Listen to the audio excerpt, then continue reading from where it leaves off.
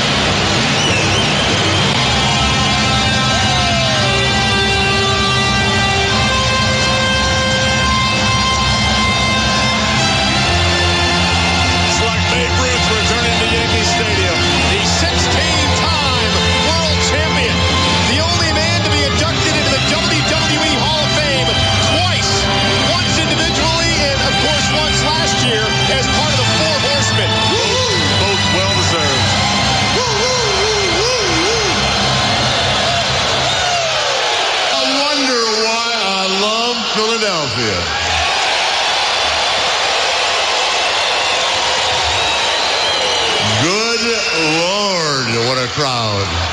You guys are as live as ever, man. Monday Night Raw. And the Nature Boy is back in town. But I can't tell anybody where I'm going to be tonight because I'll get in trouble if I do that. So maybe later on. Anyway, here to present the award for the Superstar of the Year in the WWE. Oh my God, it's my man, John Cena. The WWE Universe has spoken. The WWE active. For the third time, John Cena's won the Slammy for Superstar of the Year.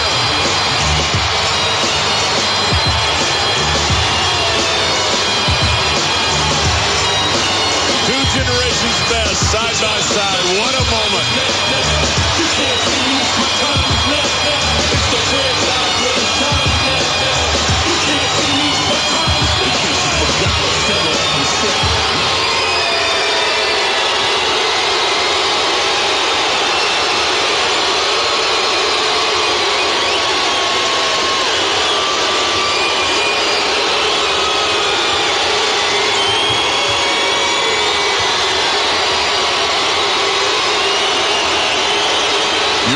They're a lively crowd here tonight.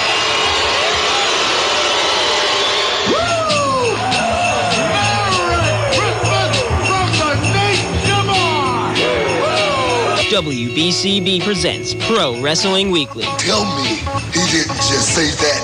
Call in with a question or comment at 215-949-3232 or 888-922-2149. The Tower of Power, too sweet to be sour, funky like a monkey, ooh yeah. And now, here's your host of Pro Wrestling Weekly, Fearon. It doesn't matter what your name is. Really? Yeah! Hello and welcome to Pro Wrestling Weekly here on 1490 WBCB and online at WBCB1490.com. Happy holidays to everyone out there. Figured I'd shake up the open a little bit, and man, is there a lot to talk about. We're coming out of the TLC pay-per-view. Of course, we had Monday Night Raw here in Philadelphia. I got the chance to attend it live, and man, was it a raucous crowd. I don't even think that the audio that I put on the air for you could really do justice to how it felt in the arena. And as you could hear, the high of highs, the return to WWE television of Ric Flair for the first time in, 3 or 4 years now. And then the low of lows, the overwhelming smattering, not even smattering, it's smattering, splattering all over the wall, all kind of booing of John Cena. I would think that Philly and Chicago are probably the two hardest cities when it comes to razzing Cena or booing him. I mean, I had to cut it down. I was initially going to leave it in, but I would have had to have left in another minute and change of boos before Cena finally could speak. I mean, that's how vociferous it was. And it was even worse in studio. I mean, I don't even know where to begin with it. But Cena, your superstar of the year, one of the couple of notable Slammys. The rest of them were pretty much forgettable. In case you missed Raw, well, it's weird. You missed a lot of nothing in a sense, in the same way. And based on that, there were a lot of cameos, a lot of appearances by people who you haven't seen in a little while. And well, with kind of all that nostalgia that was thrown out there, here's the question I want to throw out to you. We saw Tommy Dreamer, the Brooklyn Brawler, Ric Flair, Mean Gene Okerlund, Jim Ross, Ricky Steamboat, the New Age Outlaws, the Boogeyman, Ron Simmons, all making appearances between the Slammys and the TLC pay-per-view.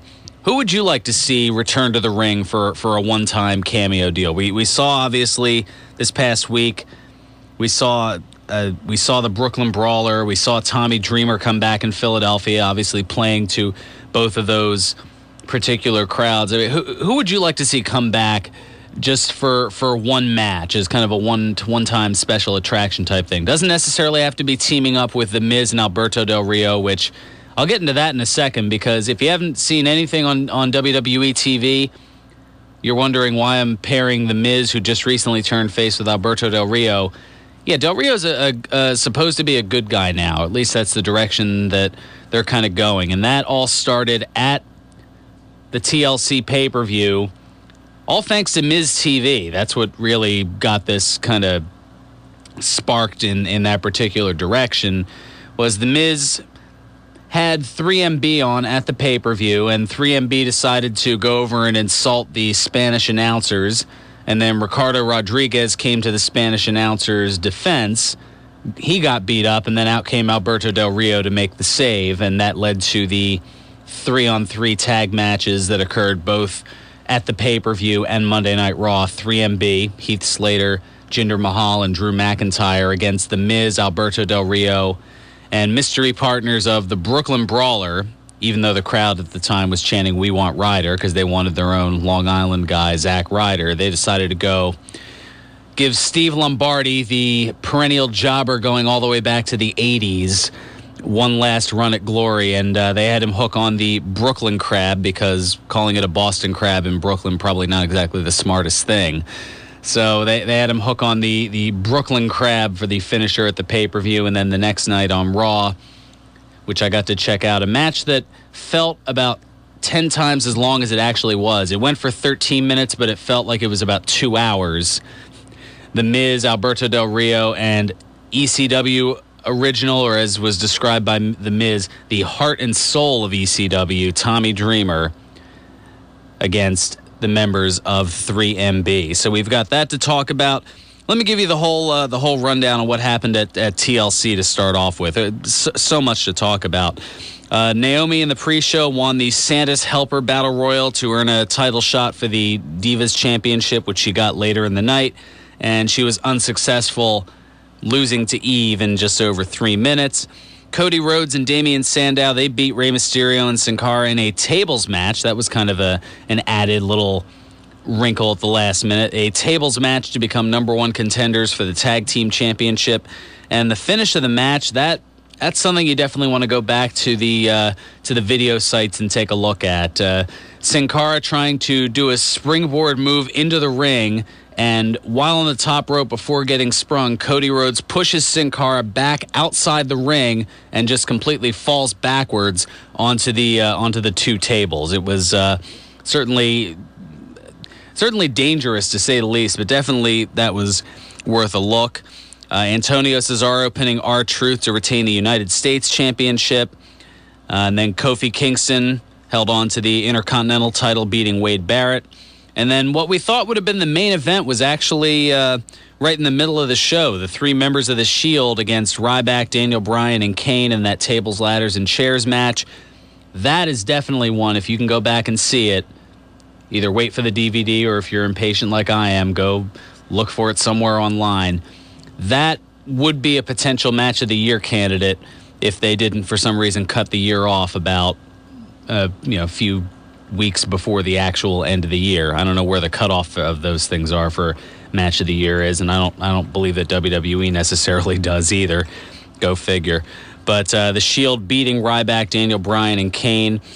Dean Ambrose definitely he stood out as well. The match was as unpredictable as his ability is on the microphone, and that's why a lot of people are high on Dean Ambrose. I know Mike Samsel has been singing his praises here at WBCB for at least the last year or so, and for good reason, to say the least. He's another guy I'm definitely high on. The Big Show beating Sheamus in a chairs match to retain the World Championship.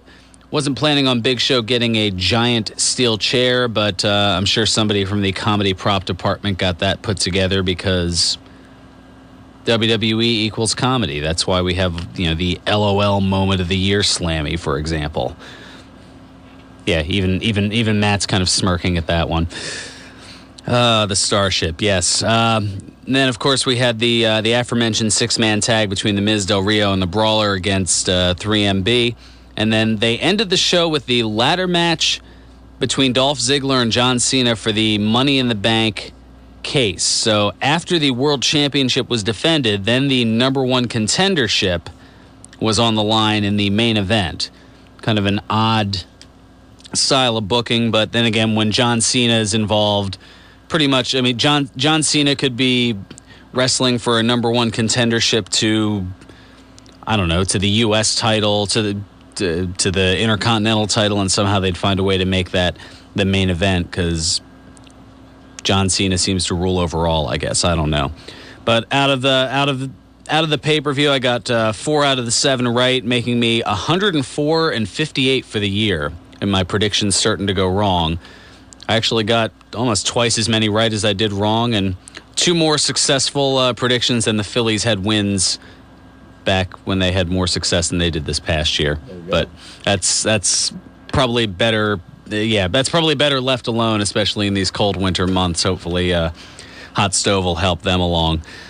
But oh my goodness, yeah, we still have a ways to go away from TNA Genesis, and it kind of showed even on a Championship Thursday that Impact was spinning their wheels a little bit. Jeff Hardy retaining the TNA title this past Thursday. Tara holding on to the Knockouts title. And Devon beating Kurt Angle to hang on to the TNA television title. And it was also announced on Impact that on the Thursday, January 3rd edition of Impact, we will see the return of Sting, who seems to again be the lead babyface to lead the charge against Aces and Eights, even though he is in his early 50s at this point. He seems to be the guy for TNA. I guess they haven't really developed anybody else, or if they have, they haven't developed them consistently. But we'll talk more about that coming up on the other side. Also, I mentioned a few of the cameos, and we'll go over more of those on the other side of our first time out, the various cameos from the Slammy Award edition of Monday Night Raw. We also have a huge announcement by a name that we haven't seen in a while, and well, we haven't seen his name, face, or his lack of hair. We'll talk a little bit more about that on the other side, as you will from him. One other question I want to throw out there is, how would you repair the Slammys? Obviously, there are a lot of Slammy awards that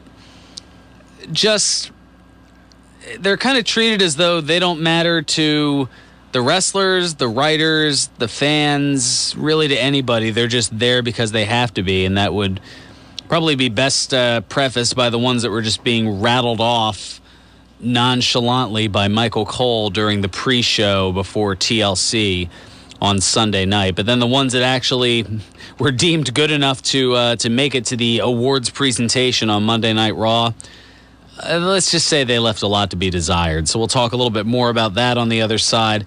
And we've also got room for for your calls, your Facebook feedback. We'll take a look at the Facebook page coming up in a little bit. We also have Today in Wrestling History and a little bit more news on The Rock. Also a huge bit of news for you WWE gamers out there. A little bit of video game news. We've got that coming up. Also a little bit of an injury update regarding Sin Cara. And as we are only 3 days away from Christmas, something that I thought was rather heartwarming, and we'll get into that on the other side as well. Let me give you the numbers: 215-949-3232 or toll free at 888-922-2149. Those are the ways to reach us here on Pro Wrestling Weekly, here on 1490 WBCB and online at WBCB1490.com.